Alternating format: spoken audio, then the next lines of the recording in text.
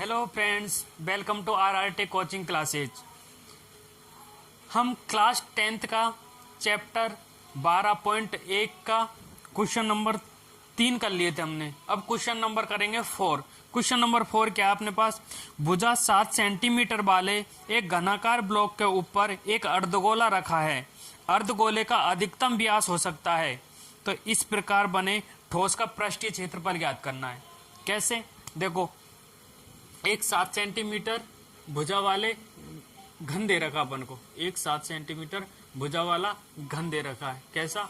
जैसे मान लो अपन को एक घन ऐसा दे रखा है, ठीक है। ये अपन को एक क्या दे रखा है? घन 7 सेंटीमीटर भुजा वाले, ठीक है। 7 सेंटीमीटर भुजा वाले घन दे रखा है। अब इसमें देखो क्या कह रहा है, ये अर्धगोले अधिकतम व्यास हो सकता है। इसके ऊपर एक अर्धगोला रखा हुआ है, इसके ऊपर एक अर्धगोला रखा हुआ है, इस प्रकार, है ना। इस प्रकार एक अर्धगोला रखा हुआ है इसके ऊपर, ठीक है। रखा हुआ है तो अर्धगोले का अधिकतम व्यास क्या हो सकता है?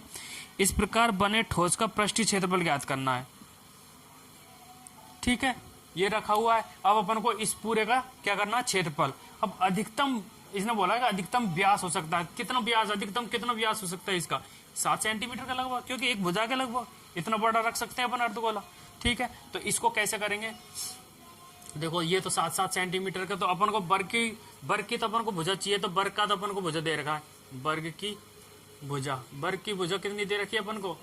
7 सेंटीमीटर, ठीक है। वर्ग की भुजा 7 सेंटीमीटर दे रखी है। फिर अपन को अर्धगोले का क्या चाहिए? अर्धगोले की त्रिज्या, अर्धगोले की त्रिज्या चाहिए। तो अर्धगोले का व्यास कितना है? 7 सेंटीमीटर। व्यास 7 सेंटीमीटर है, तो त्रिज्या कितनी हो जाएगी? इसकी आधी, यानी 3.5 सेंटीमीटर है इसका पृष्ठीय क्षेत्रफल। तो निकालो इस ठोस का पृष्ठीय क्षेत्रफल। ठोस का पृष्ठीय क्षेत्रफल निकालना है, तो कैसे निकालेंगे? घन का क्षेत्रफल निकालेंगे पहले पूरे का। घन का क्षेत्रफल प्लस किसका? अर्धगोले का क्षेत्रफल। अर्धगोले का क्षेत्रफल, बस अर्धगोले का क्षेत्रफल।